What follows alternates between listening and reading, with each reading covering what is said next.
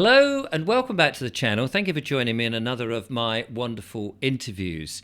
Today we're going to go inside. At least that's what I think we're going to do. Inside ourselves to look at what we are and how we change things. We all know that we're in a very difficult situation with the world at the moment. There's wars going on here, wars going on there, people trying to reset us into something that we never agreed to, and all of that. And I've had some amazing guests on the show talking from all sorts of different angles. Well, the guest today is telling me that we're all doing it the wrong way. We're all looking from the wrong perspective and we should be looking more inwards. At least that's what I think she means, but we'll find out in a minute. Her name is Ozana Juska, and she tells me she's a best-selling author and entrepreneur and a catalyst for inner transformation. We're going to find out what all that means. Ozana, welcome to the show. Thank you.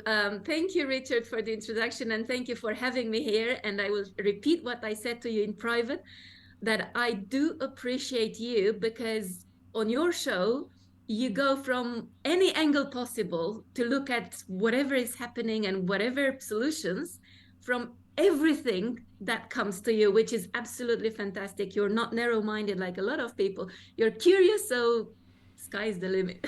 Well, I think you have to be in this day and age. I think perhaps long ago when your world was very small, you didn't have to look too much beyond the garden wall. These days, there's so much going on, and we have pressure put on us from so many different angles, and people are trying to work it all out, me included, waking up, as they say.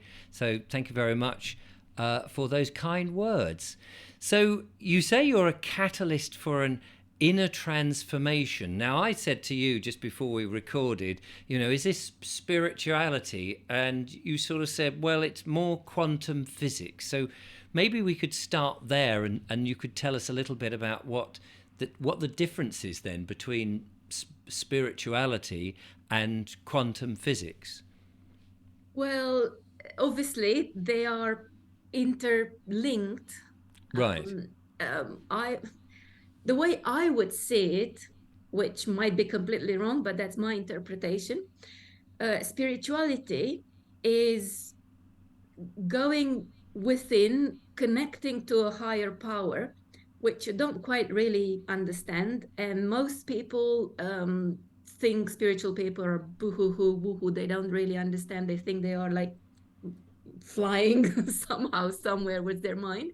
They're not really anchored in the reality. And most people see spirituality as something that doesn't really work because they try all sorts of different tools like meditation, affirmation, etc. And they don't really get it. They don't really get results. It's only a few that get results. On the other hand, quantum physics is science. Is science that, and there are many people studying this, but because it's relatively new, there is not enough information in the public domain to get to the person in the street. But if you look for it, there is plenty of explanation for things that we experience without being able to see. And still, it's a new field. And I actually went to, I participated in a conference, Spirituality and Science. And the first speaker, I can't remember his name, but he was describing these things. And I asked him, so I have this special gift of being able to connect to you and telling you things that you don't know about you. And they go, oh yeah, that's me. And because I connect in this quantum field. I asked him to explain what it is and how it actually happens. And he's like, to be honest, I don't know. I just know it's possible. So the science didn't catch up with the abilities of some people. So, I mean, presumably it doesn't matter if you don't know the mechanics of how it works, if you're able to somehow harness the energy, the power, the vibrations, whatever it is, and achieve the things that you want in life. Like driving a car, we all know most people don't know how a car will work, because they know how to drive, they know how to operate it, but they don't know how if things go wrong. But if you do know how it works, you're at a better advantage, because when things go wrong, you can fix it, and you can hear when things are going wrong. So I suppose I'm just thinking that if you know how the quantum physics works, you can make better use of it than if you don't. Does that make sense? Absolutely right. And I love you. You kind of gave me a volleyball ball right to hit with the analogy with the car. Because if you look back, whenever the first car was invented by Ford, people were not looking for a car. They were looking for faster transportation and better carriages and faster horses. And if you ask anyone in the street, they would go like, "Oh yeah, I just want a better horse." Mm. And it's only when the car was developed and put into the marketplace, if I can call it that way, people realize it's possible. It's the same thing happening now. It's exactly the same thing. People are looking for solutions the way that they are used to a better horse. But now we have the car, the equivalent of the car, in our own evolution and our own self-governance and control of life. And maybe control of life is a bit too much. Creating the life we want with Yes. different tools that we didn't have before. Right. No. Absolutely. Yeah. So absolutely. And it's like the internet. Before the internet, we had to go to the library and look things up. Now we don't have to bother. And it's revolutionised so many things. So it sounds to me that we're in a situation, and we keep hearing about things like transformation, ascension, a new world, a new beginning, the earth waking up, all this sort of stuff. And it sounds like it's another sea change for humanity that's about to happen, or is happening, or some people are already there. And I know you said in your email to me that you've already transformed. Now, I don't know what that really means. And when people say, ascension and this sort of stuff, I don't quite get what it means, because in a way I keep thinking that what they mean is we're all going to be able to fly, and we're sort of half visible, half not visible. We're sort of more woo-wooey, if you like. And so I don't really know what a transformation means, other than just being not having so much fear and not having to work for a living, or I don't know. So maybe you could explain to me what this new paradigm is. Um, it's very hard to understand if you haven't done it. Right. Because if you haven't, like, do you ski? No. Okay. Can I explain to you the feeling of skiing? No. I love No. skiing, but I can't explain to you how wonderful it is to be on slopes and going down. It's only Right. something that you get when you experience it. And the worst thing is that first time you put your skis on, you'll go like, "Oh, why did you make me go here?" Because you'll be falling and it's horrible. It's exactly the same thing with our transformation. You cannot explain it. You can only be, feel, do, get there. But you can. I mean, you could explain you're on skis going down. You can sort of describe it in a way that, even though you can't feel it, you can describe it. Like, I suppose, to a blind man who's never seen colour in any shape, they may have no concept of what colour is, but you might be able to put it into words that they can't sense in as you and I probably do. But they would get an idea that it is different, and you could describe it. I And will. and I So said, I will do that. Okay. yeah, thank you. Um, I can go philosophical, but then I'll go practical.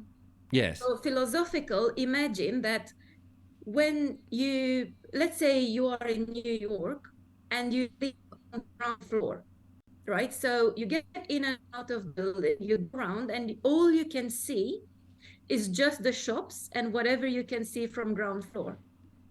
But if you go on the skyscraper, you have a completely different view. Right. And that's exactly with this ascension. You have a broader view of everything.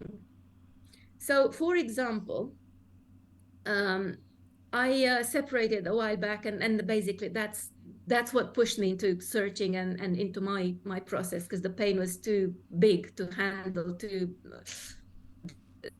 suffering was too much.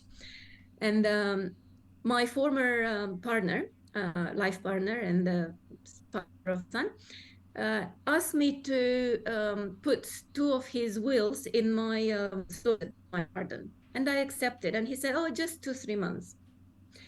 And a year passes by. I'm like, "Well, does need to change wills again? Please come and get them." "Oh, yeah, yeah, no, I don't need to." And normally, when I was in the relationship with him, I would go like, "Why don't you come and get the wills? You're driving me nuts." Yes. But now, with the transformation, I can understand his position, and You cannot he what? is Sorry, it just just not froze a little bit able. then. Sorry. It just froze then, just as you said. From the transformation, something it just froze a little bit then. Okay. So I now, with my transformation, I can understand him. I have one perception of his reality, and he was not able to pick up those wills because of his life situation. So because I transformed, I understood his situation, I was super calm, relaxed, and I said, "Okay, when you're ready, please come and take them." And a month later, he did come and pick them up. Right. I mean, is Old that way. not? I don't want to sort of dismiss what you've just said, but it just sounds like you went from being unreasonable to being reasonable. Well, that's what a man would call, right? Right. I mean, I'm just a bloke. It's like, but that's how it comes across. The what you've called a transformation. It just means you've become more okay. He can't pick them up now. Come when you're ready. It's no problem. More relaxed about it. I mean, that's Yes, you're absolutely right. I did not see myself an unreasonable a year later asking him to pick them up. That was not unreasonable for me. That was very reasonable. It's been a year. Come on. well, I suppose so. I mean, if they're just in a file or something, it's. I'm just trying to sort of see what I'm just trying to work out what your transformation you're transforming from something to something else, Exactly. and presumably a better version of yourself. Is So that you fair? transform the anger, the unreasonableness, Yes. the pushiness, because I was Yes. super pushy, I was critical, I had too much pressure on me, and I was putting pressure on the others. I wanted everything my way, my timeline. I had to control and dictate everything. And if there was a crack in the wall in a pub, I would go for a nice dinner with my friends. I would concentrate on that crack, and I wanted to fix that crack. And I could not enjoy the evening with my friends because that crack was there. Right. Whereas Okay. now it's just peace and equilibrium and harmony and easiness. And everything is done with a smile on the face. Right. Okay. Well, I mean, that doesn't sound too difficult to achieve. I would have thought. I mean, there's things like anger management and things like that. But I'm guessing there's, or at least I'm assuming there's more to it than just being a more mild acceptance of situations and not getting irritated by small things. Or am I jumping at the wrong end? Um, you said a lot of the things. I don't know which one to pick on.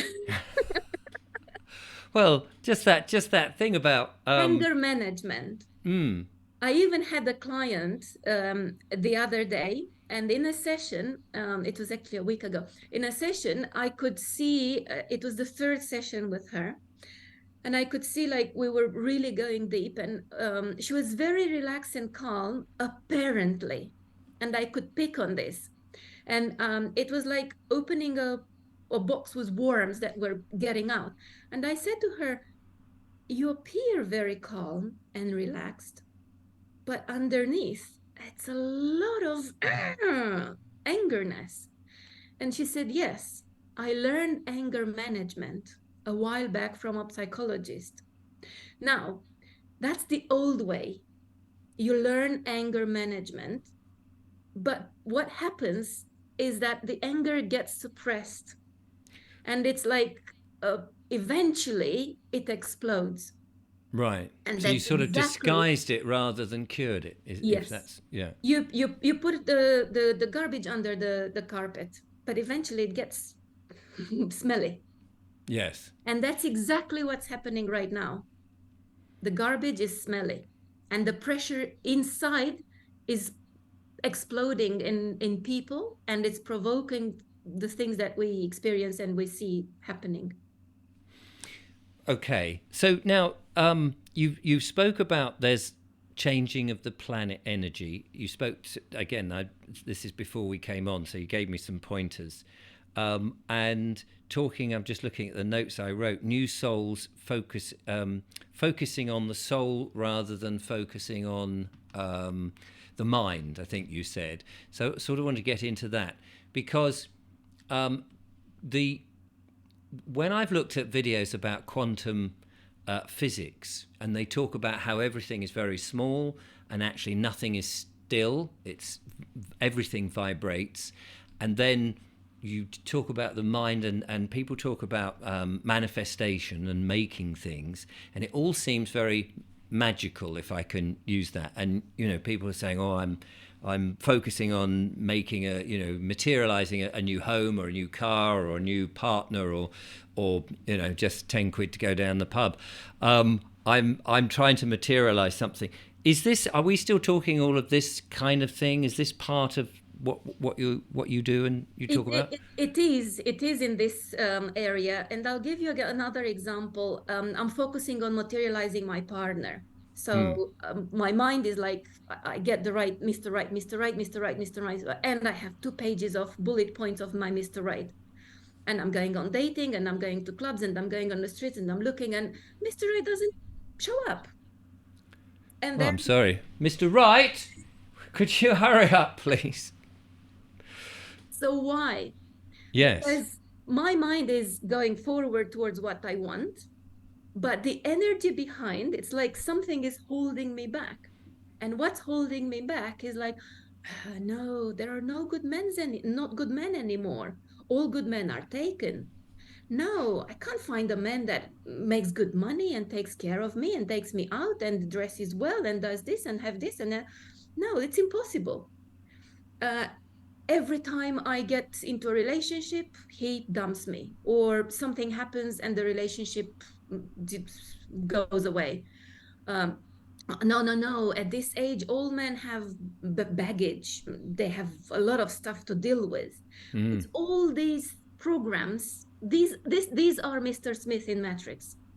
These are the programs that run in our subconscious mind, and they have a vibration and they keep us away. So we move forward with the material, the manifestation thoughts, but those things are pulling us back, and Mr. Right doesn't come.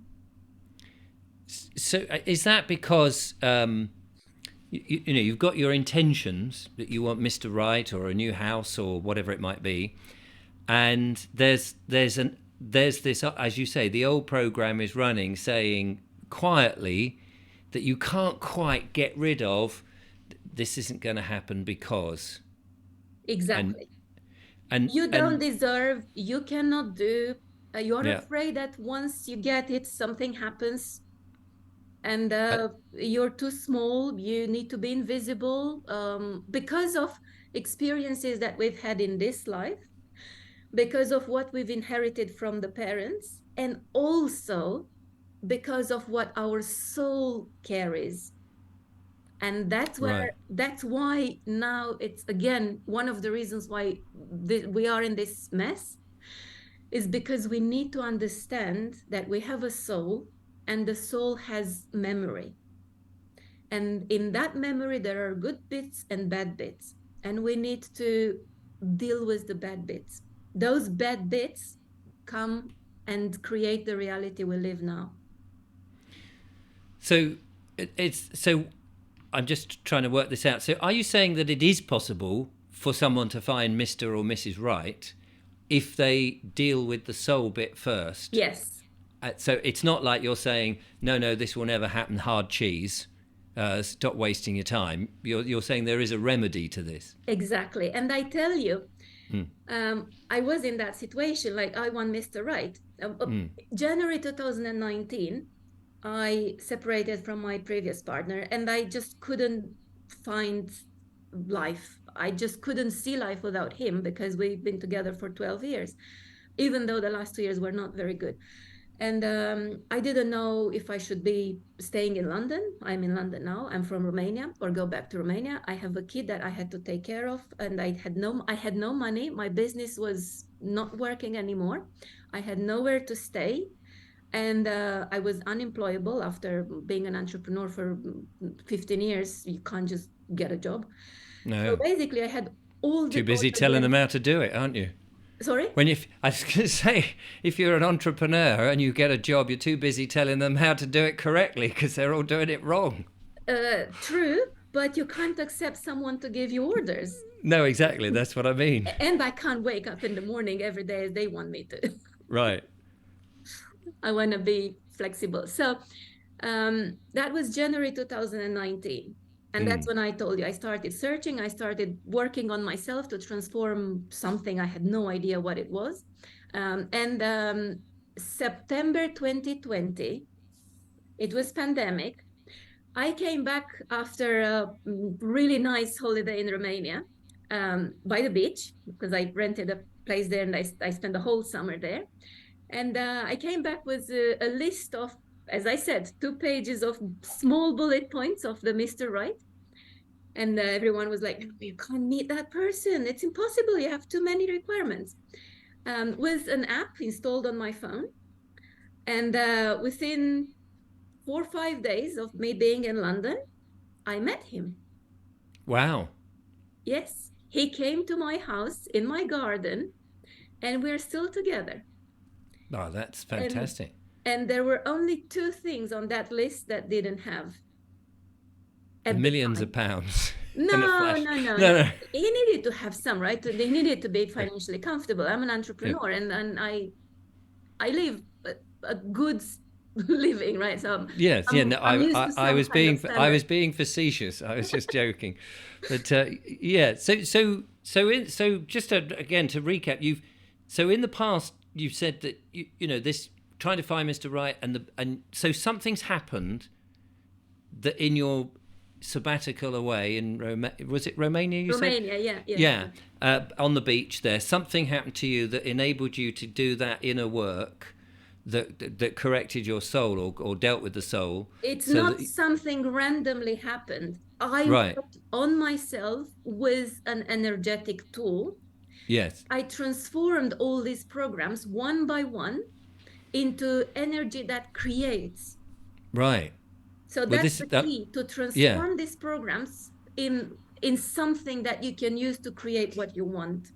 So the $1 million question, of course, that everybody now is thinking, that who wants to find Mr. or Mrs. Right or whatever it is in their life, what do you do? You identify the programs and you take them one by one and you go through an energetic process of transforming them. So what does that mean? That's what I do, and that's what we do in our programs. That's what the Be Free movement is about, really. So what is an energetic program? What does that mean? So it's the program, like there are no good men. Right. Or he dumps me within 3 months of being together. That's another program, right? So you identify that and you put it into a tool that transforms the energetic imprint of that program. So it's like erasing, like in your soul, like you wrote that on a piece of paper in your soul. And with the energetic tool, you simply erase that piece and you erase it from everywhere where it could be. And that's the beauty of the tools that we have available now. So I mean, when you talk about a tool, I'm thinking of something physical or a mental program. So what is that? What is this tool? It's just something you say. It's a construct of words. So can you give me an example? It's God within. God is the love in which I forgive the belief that there are no good men from the making to now, in all the bodies, in all the places. And it's a longer phrase, but basically it means everywhere where that energetic imprint could be. And that's the first piece. And then the second step is that I honor my life, I free myself from that program, and I bring the energy back. Because every time I believe I had that program in my head and it was running, and it led to situations that where I wasn't happy, I left a little bit of my energy, a little bit of my soul. So the fourth step is to bring that energy back. And how do you bring it back? I You simply say, I bring the energy that was stuck in any situation where I manifested the belief that there are no good men. From the Right. making to now, from anybody, any place, any time, from the multiverse, from the nadis, from the auras, from the chakras, into now. And then from then on in, you That's it. It's that's done. it. It's like this. It is that simple and that fast. But people don't know because it's woohoo. You look at me like, what? Well, no, it's. I mean, this is the thing. I mean, you've discovered this, and presumably this tool works for you. How do you know it would work for other people? I mean, you use the word God there. Some people may say, "Well, I don't believe in any of that." I did not I, believe in God when I started using this tool. right.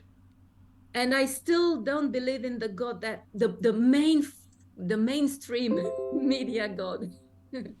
Yes, it's um, like sort of like a biblical God of a bearded chap in the yeah, sky I don't type. believe in that.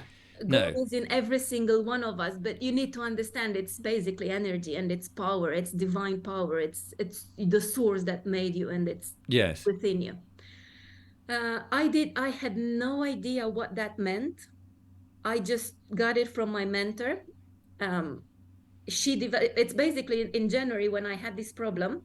I went to I was working with like 60,000 entrepreneurs around the world at the time, or in my business career. I was doing workshops on business, and two of my clients were different. I could feel there was something shiny in them. I could not touch, I could just feel there was something else.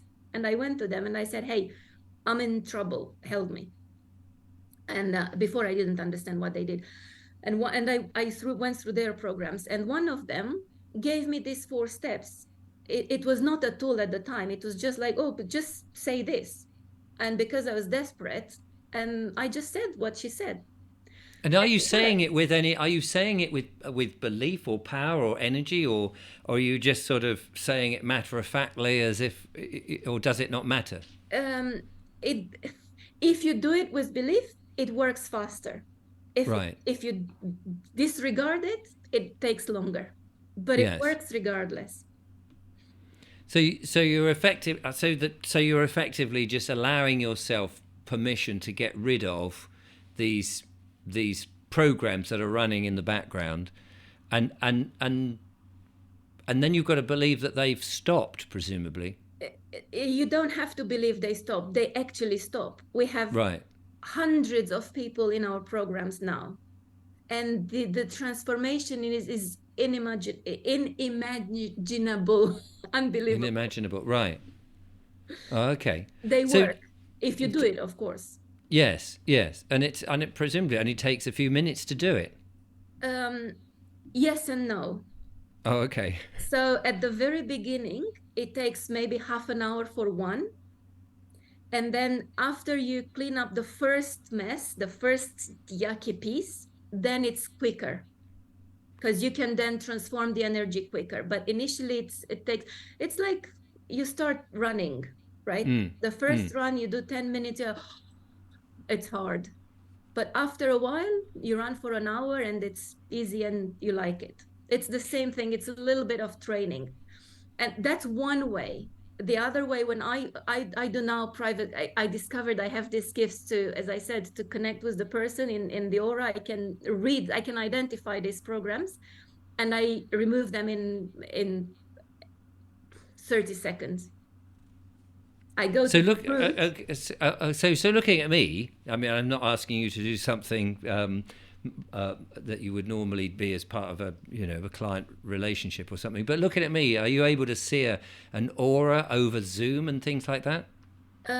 Just by looking at you, I do not see your aura, Right. but I I put it. I sense put it in a box there. earlier, you know, out of the That's way not because me. sometimes. Some people can do that. That's Right. not me. So I can connect with your aura through, let's say, 30 seconds process. And once I'm connected with you, it's like plugging myself into your energy, like you Oh, plug your okay. phone into the socket. And once I plug myself into your energy, I have an image that comes. And that image, as I describe it to you, you'll go like, oh, that's how my life is. Oh, that's exactly what I'm struggling with now. I don't know what that image is until No. I connect with the person. And then as I see the root cause of that, I just say, okay, let's extract and free yourself from that piece. Person says yes, and then I do the magic words and it goes. Golly. Okay. That's. It's a little bit more than that, but that in essence it's that simple. So is this what that some people call shadow work, or is that a different thing? Um, I don't like the term shadow work because shadow work is like negative. Right. It's beautiful work. Yes, you transform the shadow, the bad pieces inside you into light, into beautiful pieces. But I don't like to call it shadow work. I just call No, it but is old-fashioned it? But work. it. But no matter what it's called, is that effectively what it is? You're working. It's inner. What do they call it? Inner work.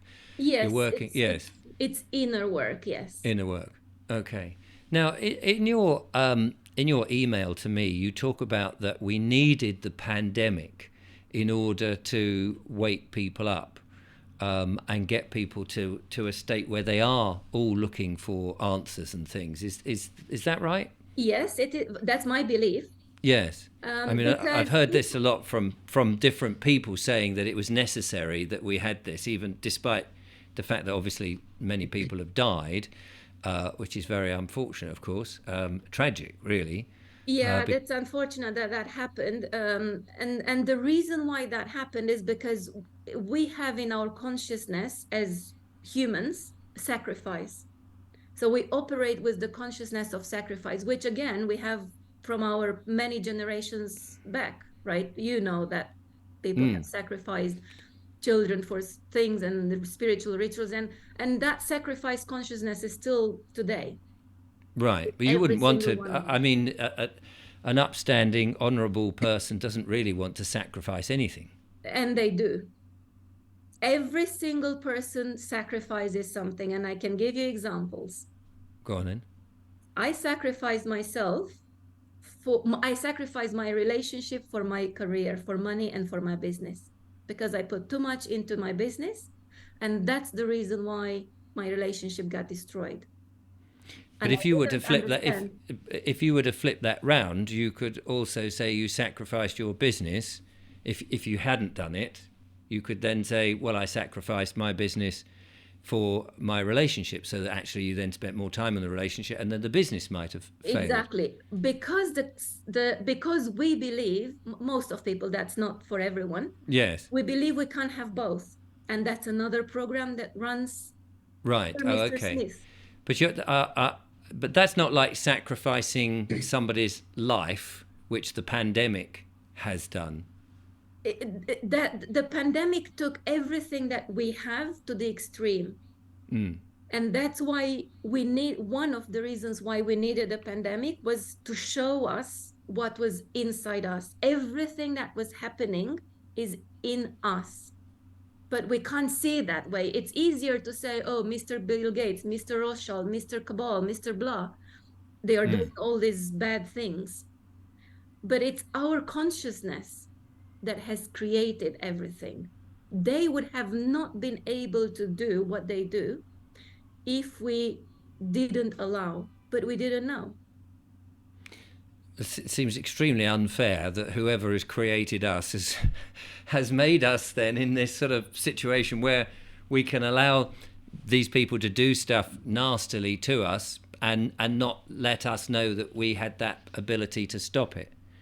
Well, we now learn that we have this ability to stop it. And that's another reason why the pandemic needed to happen, because you would have not searched anything. You would have not done this show if the pandemic didn't happen. So you started questioning and questioning, and a lot of Right. information is coming up, right? And one Yes. of the information that people need to understand is that everything that is happening around is created from within. And it's easier to understand that Mr. Bill Gates is spraying the sky, or that there is fake money, or that there is fake debt, than to understand that we co-create everything. But that's the next level of understanding that people need to have. So how do you, I mean, okay, so let's just talk about that if we can, just broadly. Then how are we doing that? With the programs, we don't know that we do. We believe that we take the decisions with the rational mind. That is wrong. That's only an illusion. Our decisions are done emotionally. And I give you an example. We're humans. We are emotional. The other day, I walked with my boyfriend to Starbucks. There is a particular Starbucks we go to in Barnes, and it was closed. Literally, from one day to another, closed. So we walked into another shop, and he wanted to get his coffee there. I have my Frappuccino at home because I don't like anywhere else. But when I was looking there, I saw a ginger shot with turmeric, very healthy for immune system. And he's like, but that's £2. Imagine having that every day. But hang on, we spend £10 a day every day for 2 coffees in Starbucks. And we don't want to spend £4 a day for something that is good for us. Right. So we buy with emotions the Yes. Starbucks, and we don't buy with emotions the good stuff that is that turmeric and ginger, whatever drink. That is expensive. Starbucks is not, that's the thing. Starbucks is not expensive, and it's £10 a day. But Yes. that healthy stuff is expensive, and it's it's £4 a day. Right. But how is that? Yeah, I get. I mean, I understand that we make irrational decisions based on emotions. I understand that, and people are doing that all the time. You know, they're buying all sorts of nonsense, and often you buy something and then you regret it immediately and go, well, that was a waste of money. But you know, you've had the experience. But how is that then creating mass tyranny, and you know, real severe problems and death for millions of people across the world? How is Okay, what we so think on the inside? That's the bit I'm. okay, there are people that have loads of money and run the world and own a lot of the stuff, as you already know. Yeah. These people, because they have a lot of money and a lot of power, they can do whatever they want. They don't need our permission to go kill people in Israel or in Ukraine or wherever, right? But energetically, we communicate with them. And that's very hard to understand. We allow them to do those unfairness, those abuses, because there is unfairness in us, because there is abuse in us. We do it a little at small scale. They do it at big scale because they're bigger, because they have more money and more power. So So they okay. accumulate the unfairness from us and they push it into the world. So is this this is happening on an invisible level, a Yes, plane of that we course. can't. Yeah. So if we were able to correct that energetic, whatever it is, then they wouldn't be able to do what they do. Exactly. That's the solution. That's Right. exactly the solution.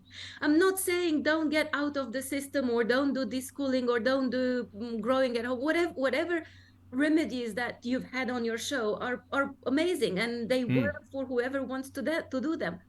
But at planetary level, when we correct in us, it just gets corrected in the world. So Their how do we do power that? How do we? disappears. I mean, clearly, if this is, if this is the thing that is going to change everything, then clearly this is what everybody's got to do. I would imagine you're standing at the top of the biggest mountain with a huge megaphone telling everybody to do this because this is going to save us all because these bastards are determined to depopulate the world and kill us off and enslave us and all of that. And they've done a pretty good job of enslaving us anyway. So this seems to be the number one thing. It is. Yes. So But it's easier for people not to do it. right. Well, if they don't know, then they're not going to do it, are they? Let's be fair there. But if they, but so what do they have to do? I mean, how do they do it? What do they do to? How do we save the planet then, or humanity, rather? With what do we do? We can't keep that a secret because we've got to save the planet. Well, Or we've got to save humanity. it's a process, right? You need to focus on yourself first, which is the hardest to do when you have a job, when you have kids, when you have to cook, when you have to take the kids to the gym or whatever. Sure. Life is busy. And Yes. it's easier to listen to this show to go, oh yeah, that's interesting. I'll do it later. Yeah, I'll do it tomorrow. No, I'll do it over the weekend. But we haven't told them what they've got to do. That's the thing. Okay, so it's an it's an it starts with observation. You need to start to observe yourself. But Right. that's again, when I was told just observe yourself, like, yeah, I want to go to the gym, but I'm not. Oh yeah, I'm going to work or I'm preparing food. I'm observing what I'm doing. It's hard to observe your feelings and your thoughts. So I'll give you an example. If you want to cut a camera, a ULEZ camera, right? When you cut that ULEZ camera, observe the feelings.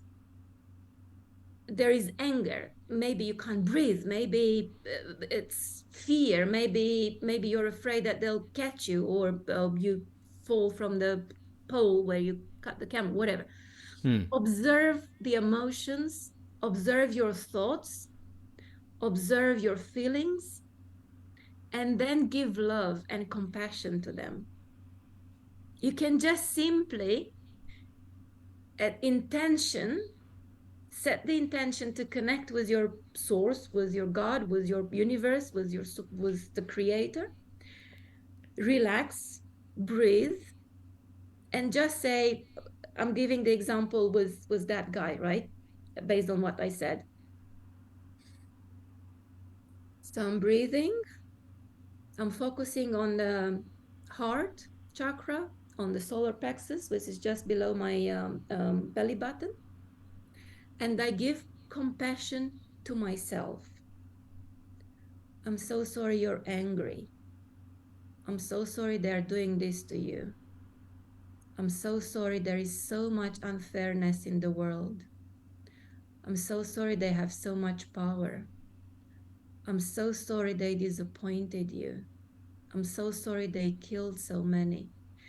And you do, with every thought that comes, with every feeling that comes, you give compassion. And so I suppose just being very practical sort of bloke. If this was, and if this works, then really what we want perhaps is a time where we say, look, everyone just stop going to work for a week, just everything. We all stop for 7 days, and we all do this, and we end it, in a week, the whole thing, the whole nasty thing. Is that possible? I mean, if everybody just does right, okay, we're going to end this. by, because you said earlier people they don't do it because they're busy and life gets in the way. Would you just say, right, okay, all right, we'll get a number of people to look after the kids, because obviously the kids will be running around and whatever, but the rest of us, we all, whatever it is we have to do, sit or observe ourselves and give ourselves compassion. And would that do it? Would that just not, would Bill Gates suddenly go, oh, I'm not going to spray the skies anymore and make synthetic burgers? Or would is that what you're saying? I believe that if we all work towards one piece, we can achieve it. And they wouldn't be laughing at us, would they? And going, look at that, they're all just sitting there. You know, we'll come in and just. Maybe he will have a crash in his private jet, or maybe he will realize, what have I done? And maybe he will give his millions to fix the world. Billions. Maybe somewhere somebody with a sniper rifle will go out on a trip somewhere. Oh, I'm not suggesting that you do that, but as long as we think that way, we are fighting and we're not winning. We're losing. Right. As long as we want to take that rifle and kill him, we are in fight, and they are more powerful than us. They have more technology, better guns, better everything. But they don't have love. We have the love. We have the compassion. We have the ability to forgive, but not like, oh yeah, I forgive. Oh, I forgive you. Not like that. Right. Yeah, not through gritted teeth. Yeah. Okay. Forgive energetically. Yes. And what does it mean energetically? People use these terms like, you know, heart this and energetic that, and it's sort of so abstract. I never quite know what that really means. What does it mean when you... thought has a vibration, has energy. Every word has energy. Yes. Every movement, everything has energy. So yes, but we just need to transform that energy. Right. I mean, I'm clearly struggling here to understand some of all of this, because when you say, you know, so how do you do it energetic? I mean, you know, I get you. When you run, you're using energy. If you switch on the lights, you're using energy. But when you're just saying words or you're thinking, how are you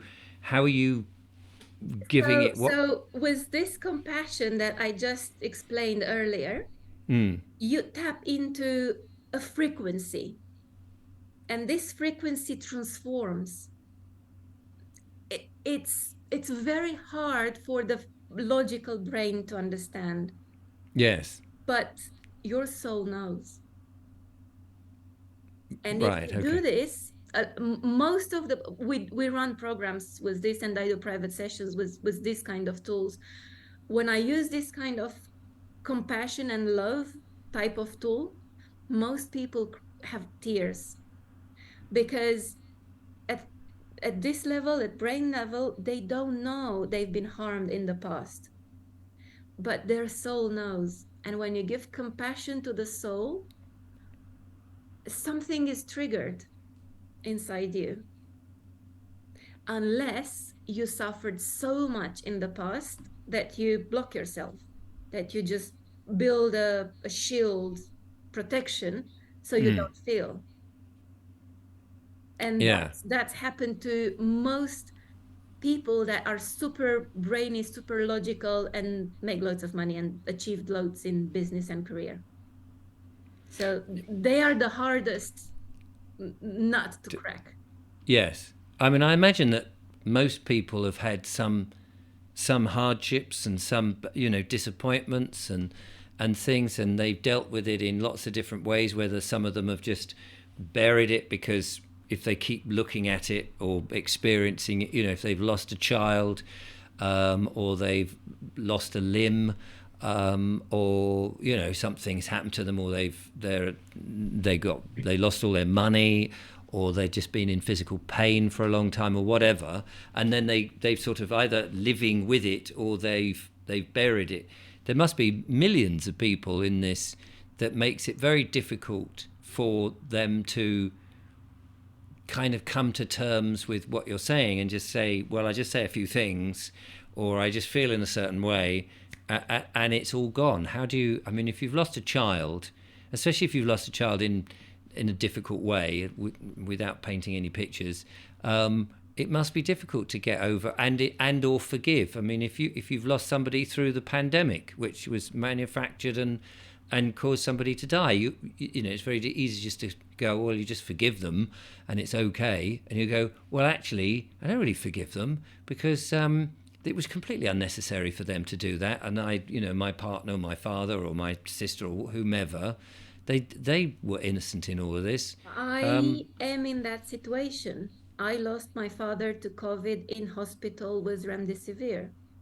Right. So I know exactly what it is and how it feels. But again, you can look at it from the point of view that, oh, my father, he has to stay, he has to be here. Oh, what am I doing without my father? Or you can say, hey, my father goes home. His soul goes home. He decided to go. He had enough. It's a different way of looking. And the reason why you suffer is not because you love, it's because you're attached.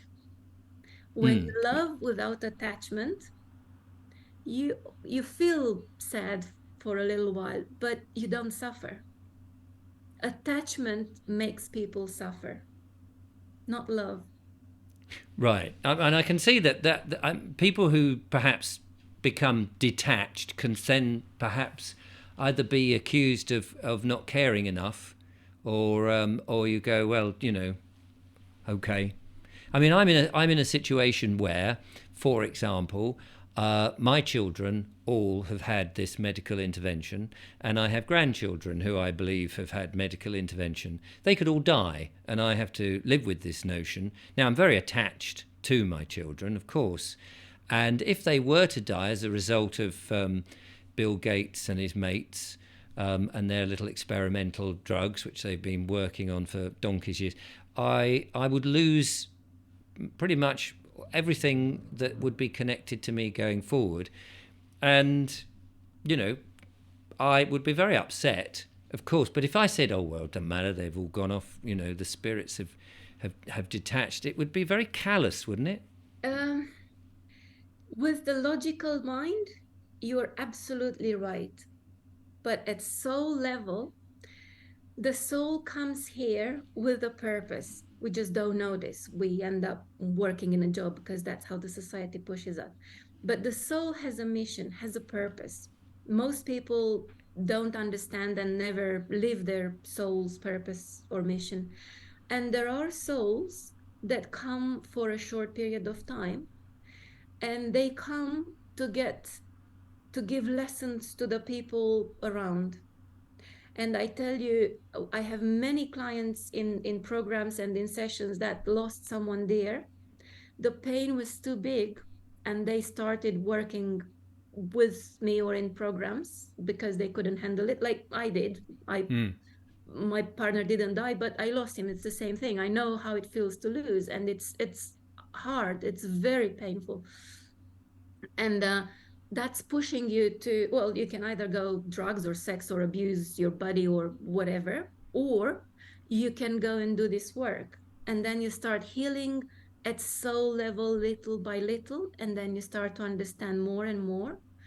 You let go, you detach, and you eventually accept that their job, their life purpose, was to enable you, to push you to do the work so you awaken. Because there is this awakening to what people in the, let's say, conspiracy theory world understand and look at, like, oh, I'm awake. I know that the vaccine is bad. I know that the Bill Gates is doing blah, blah. But then there is the soul awakening, which is a process, which is beautiful. And when you are spiritually awake, you just look with compassion at everything. You're not attached to anything. And every situation, regardless of how it is just a gift. It's a beautiful gift. And it's hard. to look at it this way when you are in pain or when you look with the logical mind. I was there. If someone said to me what I said now, 7 years ago, or when I was bankrupt with my business went bankrupt in 2008 because I had too much debt at the time and I had no idea the cycles and stuff. If I heard that at the time, I was like, you don't know what they did to me. They Mm. did this and this and this and this, and I need to revenge. I need to make more money so I can revenge. But that desire to revenge is just keeping the pain in you. It's Yes. an No, energy that keeps the pain. yeah, no, I do see that, and I mean, I suppose what you were mentioning that at the right at the beginning of this, and we're coming to sort of the end of my time with you on this adventure.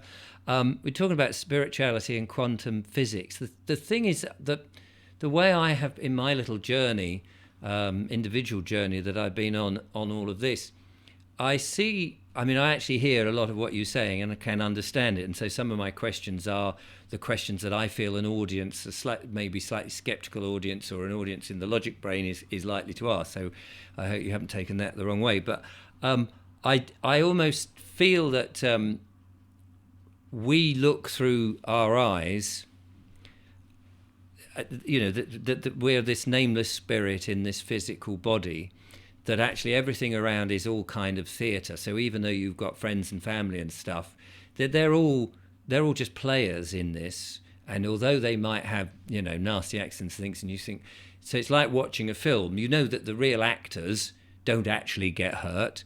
I mean, sometimes they do, break a leg or what have you when they do stunts and things. But generally, they don't. Somebody gets murdered. You're not that worried because you know it's a film. You know that someone will be going, cut. Okay, everybody, take 5. We'll do that scene in 10 minutes. And the bloke who's just been murdered in the bath gets out and he's dried off and goes and has lunch, and then they come back and do it again. Same in theatre and things. So in a way, I feel like all of what we see is a kind of theatre and a spirit. We're all those sort of actors that eventually go back to some spiritual green room, if you like, and go, well, that was an interesting time, wasn't it? Oh, yeah, it's nice to see you again. I saw you for a bit, but you didn't last long down on there. A bit like a computer game, I suppose.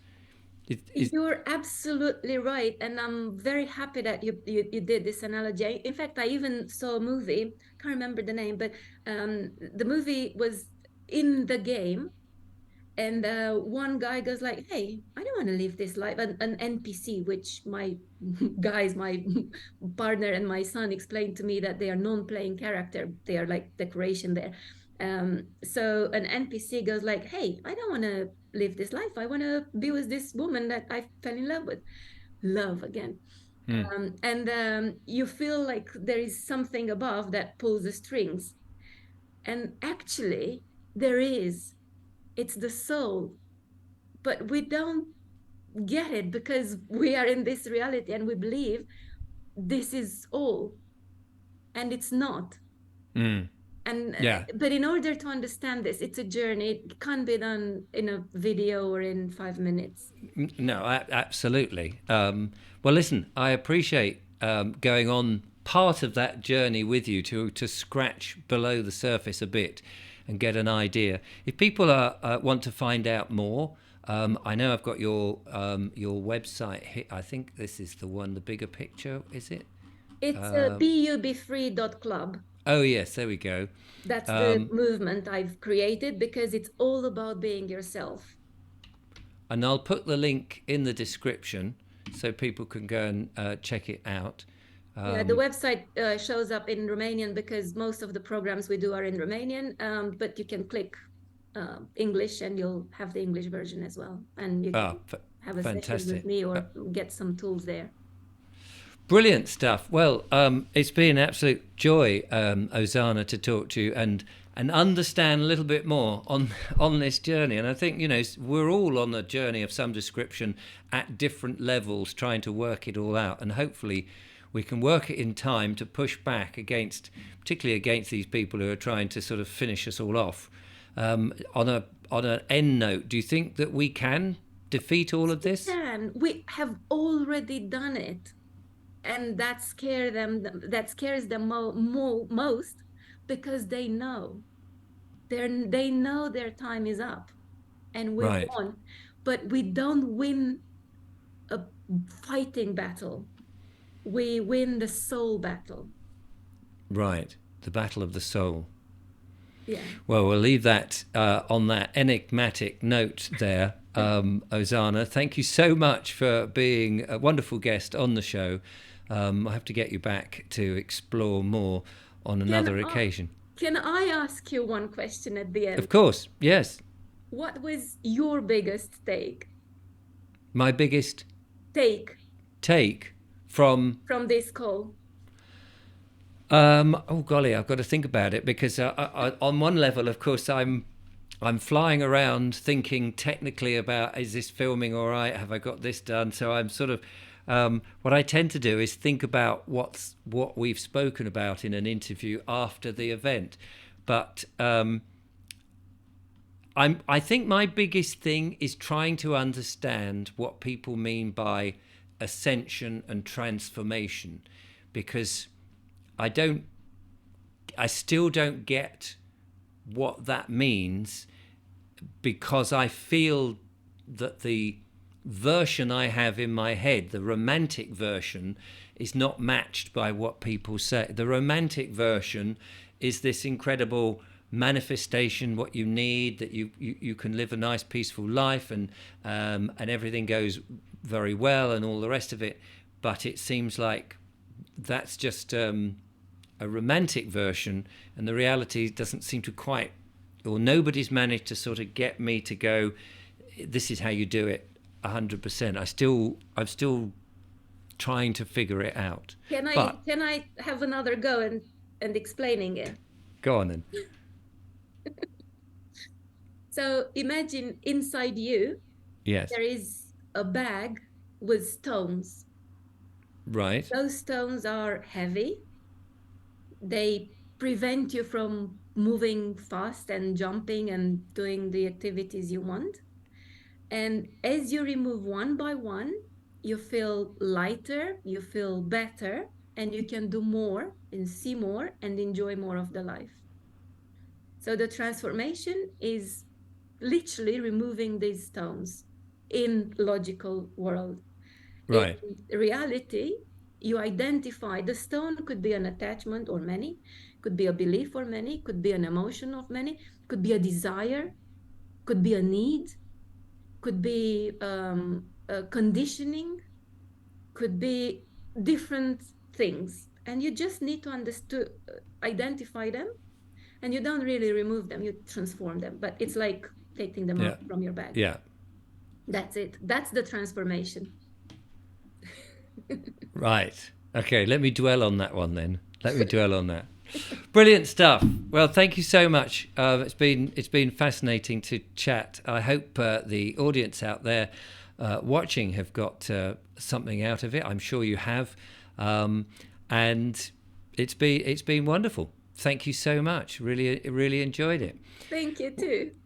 And I will be back, of course, more on this journey of unfolding development and exploring stuff, more monologues, of course, and more wonderful guests. But in the meantime, thank you for watching, and I'll see you again in the future. From Ozana and myself, for now, goodbye.